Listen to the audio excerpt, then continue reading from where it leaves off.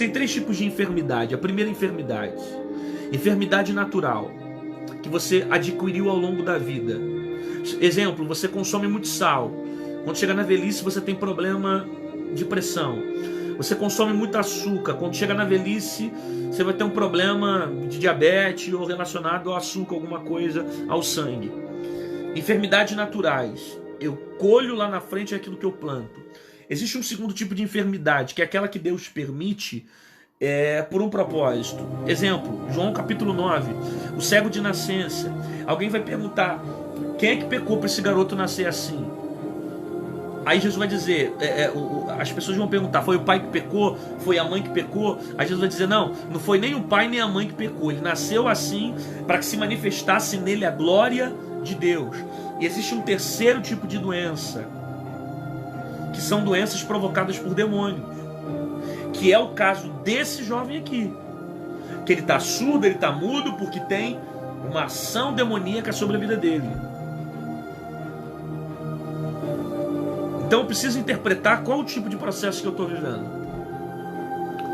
Doença natural, doença porque Deus permite por um propósito, ou doenças provocadas por demônios. A resposta boa, a resposta e a solução que nós temos é que Jesus pode curar todo tipo de doença. Sejam elas provocadas por demônios, sejam elas provocadas pelo próprio Deus, por permissão de Deus, para que o nome dele seja glorificado, ou doenças naturais, que eu plantei e estou colhendo lá na frente. Deus tem o poder de curar todas elas. E ele tem o discernimento do tipo de enfermidade que eu estou vivendo. Ele está mostrando para nós aqui que existem doenças que são provocadas por demônios. Doenças que são provocadas por espíritos malignos. E que são repreendidas pelo poder que há no nome de Jesus. Pela autoridade que há no nome de Jesus. Espírito mudo e surdo, eu te ordeno, sai dele.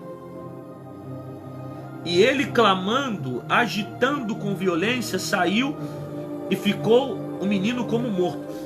Perceba, essa agitação são sinais da manifestação da libertação. Existem coisas que Deus vai fazer na sua vida por esses dias que vão ter sinais para mostrar que foi o próprio Deus que agiu, que libertou, que curou, que salvou e transformou a sua vida. Eu vou repetir isso aqui. Existem coisas que vão acontecer daqui para o final de dezembro, que sinais vão se manifestar para confirmar que é o próprio Deus que está fazendo, que está agindo. Como resultado que esse menino está sendo liberto, o corpo se agita. A agitação do corpo é mediante a ordem de comando de Jesus. Sai dele. Então a ordem de Jesus vai gerar o sinal. E o sinal é manifestado pelo corpo. Existem sinais que vão acontecer na sua casa, que vão acontecer na sua saúde, que vão acontecer na sua família, que vão acontecer na sua igreja, que vai ser resultado de uma libertação que Jesus já começou a fazer. Sinais que vão acontecer na sua saúde para mostrar que Deus é o Deus que te cura, para mostrar que Deus é o Jeová Rafá, o Deus que transforma. Então, não se espante se o corpo começar a se agitar. Não se espante se o corpo for lançado no chão. Não se espante se de repente o diabo que está nele começar a querer se manifestar e fazer gracinha. Por quê? Porque isso já é um sinal que vai ter libertação dentro dessa casa. Vai ter mudança dentro dessa casa. Vai ter um reboliço dentro dessa casa. Vai ter virada dentro dessa casa. Vai ter transformação na vida do jovem, do moço. E ele, clamando e agitando com violência, saiu e ficou o menino como morto.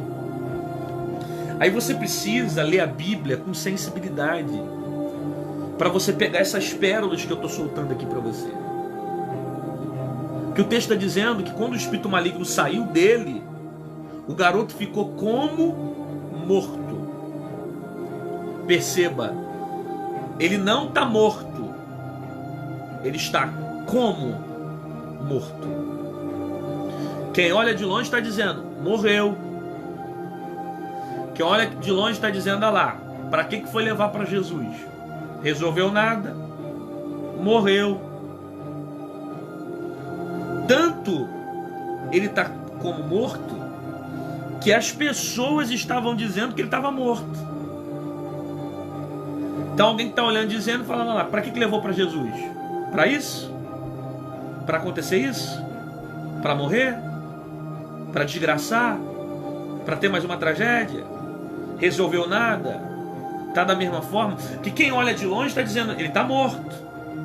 Só que a afirmação do texto é: ele não está morto, ele está como um morto. Existem coisas que Deus vai fazer na sua vida que até vai parecer que não está fazendo. Existem coisas que Deus vai fazer na sua vida que até vai parecer que não tem nada acontecendo. Existem coisas que Deus vai fazer e alguém vai olhar e vai dizer: tem nada acontecendo, está como morto. Por quê? Porque não estou vendo mudança nenhuma, não estou vendo nenhuma atitude nova, só estou vendo da mesma forma. Pelo contrário, entrou num estado de coma agora, está como morto. Só que ele está como morto, mas não morreu. Parece que morreu, mas não morreu. Parece que está tudo perdido, mas não está perdido, porque não está morto. Ele está como morto. Nem sempre a forma como você está enxergando significa que realmente é. As coisas não são da maneira como você vê. Você está vendo algo que está parecendo morto, mas não está morto. Só que você julga morto pelaquilo que você vê. E como o cenário que você vê é um cenário que parece morto, na sua percepção as coisas estão da mesma forma ou até pioraram. Está morto. Parece morto, mas não está morto. Mas Jesus, tomando pela mão, o ergueu e levantou. Eu vou repetir: mas Jesus, tomando pela mão, o ergueu e o levantou. Como é que fica agora aqueles que falavam que estava morto? Como é que fica agora aqueles que falaram que não tinha jeito? Como é que fica agora aqueles que falaram: para que levou para Jesus? Como é que fica agora aqueles que julgavam o estado do garoto? Como é que fica agora a concepção das pessoas que falavam que estava morto, mas agora está vendo Jesus pegar pela mão, levantar e o garoto andar? Então deixa quem quiser falar. Deixa dizer que está morto. Deixa dizer que não tem jeito. Porque as mesmas bocas que falaram que está morto é a mesma boca que vai dizer: Deus levantou, Deus curou, Deus salvou, Deus mudou, Deus continua sendo Deus, Deus ainda faz, Deus ainda muda história, Deus transforma, Deus age, Deus cura. Deixa quem quiser falar.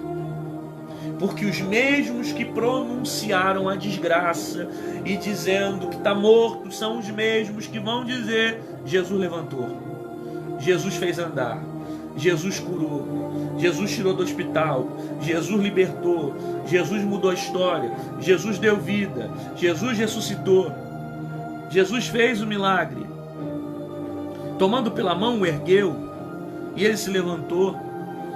E quando entrou em casa, os seus discípulos lhe perguntaram à parte: por que não pudemos nós expulsar? E ele disse: essa casta não pode sair com coisa alguma, a não ser com oração e jejum. Aí Jesus termina dizendo o seguinte: se você não estiver preparado para aquilo que está para acontecer, você não vai ter estrutura para resolver certos problemas. Porque a oração e o jejum são ferramentas que vão compactuar com a minha fé e vão me ajudar a sensibilizar o meu espírito e intensificar a minha fé para os momentos que eu preciso utilizá-la. Momentos de crise, momentos de desgastes, momentos de guerra. E que tanto o pai quanto os discípulos estavam vivendo aqui dentro dessa geração incrédula. Então a ausência de jejum, a ausência de oração e a ausência de fé fizeram eles não terem autoridade para resolver aquele problema. E deixa para nós clara que a ideia que eu preciso estar preparado com Jesus. Eu não tenho que orar e jejuar quando eu vejo alguém endemoniado. Eu não tenho que orar e jejuar quando eu vejo um problema bater na minha porta. Eu preciso orar, eu preciso jejuar, eu preciso usar minha fé, porque eu entendo que isso são ferramentas que me dão comunhão com o Pai, que me dão comunhão com Jesus, que me tornam mais sensíveis para as coisas espirituais.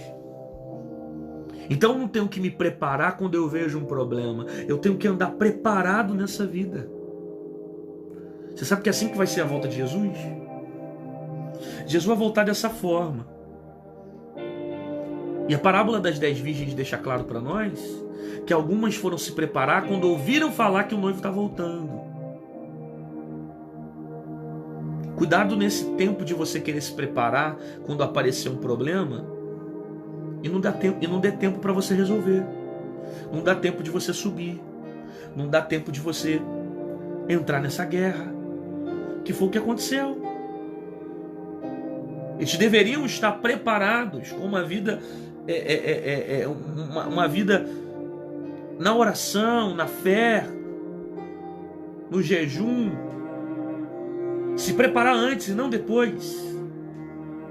Porque você nunca sabe quando vai aparecer um conflito. Você nunca sabe os problemas. Os problemas aparecem com surpresa. Os combates dessa vida aparecem e não avisam quando vão chegar. Olha o que a gente está passando esse ano. Olha as guerras que nós estamos passando esse ano. Que para muito está sendo um dos piores anos de todos os tempos.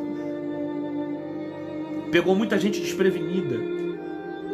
Se eu tivesse preparado a minha estabilidade espiritual, a minha mentalidade para tudo que está acontecendo, talvez não estaria vivendo muita coisa que tenho vivido hoje. Porque eu preciso estar preparado. Então não espere amanhã para jejuar, não espere amanhã para orar, não espere amanhã para se consagrar, não espere amanhã para usar a sua fé, faz agora. Essa palavra está vindo com esse propósito, de alimentar a sua fé. Porque Romanos 10,17 diz que a fé vem pelo ouvir, e o ouvir pela palavra. E é através da palavra que a sua fé está sendo edificada. Se prepara agora. Se enche agora. Busca agora. Se fortaleça agora. Porque você não sabe como vai terminar seu dia. Você não sabe o que vai acontecer amanhã. E as ferramentas que Deus te dá para agora, elas serão suficientes para você vencer as guerras de amanhã. Receba essa palavra, use a sua fé, porque através dela que muita coisa vai começar a mudar na sua vida. Fica na paz.